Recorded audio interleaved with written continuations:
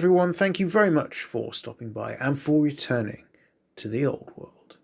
Today we're talking about combat patrol in Warhammer 40,000 and how this might transfer over to Warhammer Old World.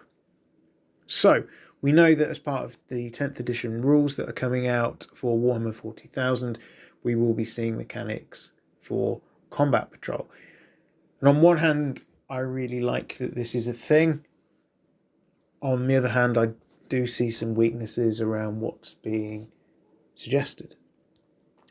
Let's start with the positive. Well, combat patrol is about getting smaller forces onto the table. One of the downsides of games like Warhammer 40,000, is when you've got a game that's designed to be played at a particular sort of level, and by that I mean sort of around the 2000-ish point mark.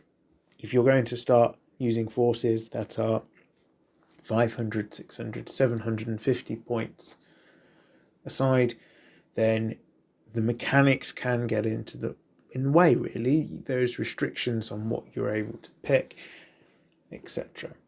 Now, having a rule set which gets around some of these challenges that are specifically designed to help people get smaller forces on the table is a really good thing, and it can only make the game more accessible. It means your new player can buy a small number of models, assemble them, get them on the table, start learning the mechanics of the game, start learning how their chosen faction works, and start actually enjoying the hobby without having to paint a whole force up of 1,000+ points ready to get going. So I think that's a massive bonus. And I've taken part in events for Warhammer Fantasy that were based around the Border Patrol principle. So again, it was a system of rules designed really to get around some of the clunkier elements of Warhammer, which were designed for games 2,000, 2,500 points, and allow you to field a 500 point, 750 point, whatever sort of sized army. The club I went to in London at the time held an event for these sort of games, and instead of playing 3 games in a day, you played 6 or 7. You played pretty much every one at the event, and the actions of the units and the characters had a much more narrative feel. Why? Well, a character rolling slightly above average might get lost in a huge game of Warhammer, but when they've done something just that little bit more than you'd expect them to, suddenly it can have game-changing consequences. And your warrior priest suddenly routs a unit which turns the tide of the battle. Really adding that narrative excitement and how you view your models going forward and helping them establish their own personality.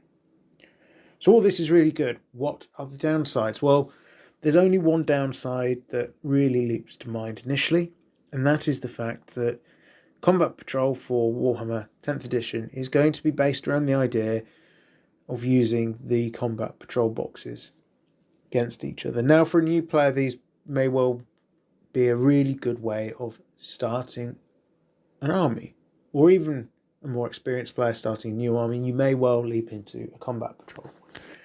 But if you've been around the block a while and you've kind of got the models for your army that you want, if they don't necessarily have the combat patrol models in that collection, then you're kind of stuck in a little way. Do you buy those models? Well, you're buying them purely for the purpose to play a couple of these really small games. Is it really a model that you're going to get a lot of use out of? Is it something that fits with your style of play? It removes that choice and that agency from the more experienced players, because they can't dive into their collection, put together a small list of things that they've got, and then just take it for some games, because they're really restricted. They have to have this unit, they have to have Unit B and Unit C in the force with this particular equipment. And from an agency perspective and choice, that really, I think that sucks, to be honest. Now, maybe if they follow this trend in Warhammer Old World, there will be those advantages of helping people get into the game quickly and dealing with that massive accessibility issue that we saw in 8th edition, which was hugely problematic for the game. And even those Longbeards returning to the game, a lot of people will be looking to refresh their collections. They may not still have the collections they had all those years ago, so they'll be probably diving into buying battalion box sets, whatever they're called, for the new release to build new forces out of. So again, it's an opportunity to get those models onto the table really quickly. So overall, where am I on this? I think the concept of having rules for smaller games is really good, and I'm really supportive of that. However, what I'm not so keen on is the idea that you can only play these smaller games using these rule sets, using very specific models, rather than having the choice to be able to dive into whatever you've got in your collection and be able to bring something to the table. Do let me know your thoughts on this topic in the comments down below. And if you enjoy hearing my thoughts on all things Warhammer and Warhammer 40,000, do consider dropping a subscribe. That's it from today. This is Return to the Old World. Have a great day.